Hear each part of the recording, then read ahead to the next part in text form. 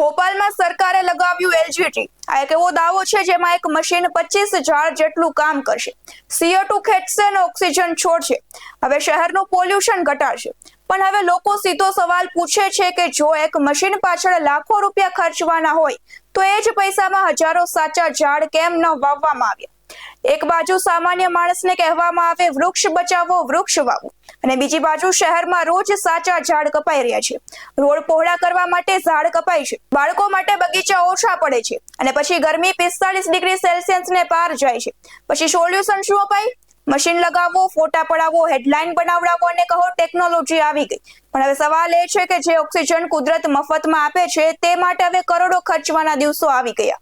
કારણ કે સાચું ઝાડ ફક્ત ઓક્સિજન નથી આપતું, તે વર્ષો સુધી કુદરતી રીતે જીવતું રહે છે। જ્યારે આ એલજીટી એક મશીન છે જેને મેન્ટેનન્સ જોઈએ, યોગ્ય સફાઈ જોઈએ, સિસ્ટમ બંધ પડે તો કામ પણ બંધ। હવે લોકોનો સૌથી મોટો સવાલ છે કે જો ખરેખર પર્યાવરણની ચિંતા હોય તો શહેરમાં ઝાડ વધારવામાં કેમ નથી આવતા? ટેકનોલોજી ખરાબ નથી, પણ નેચરની જગ્યા કોઈ લઈ શકે ખરું? કારણ કે એ જ સાચું ઝાડ ફક્ત હવા નથી આપતું, જીવન પણ આપે છે।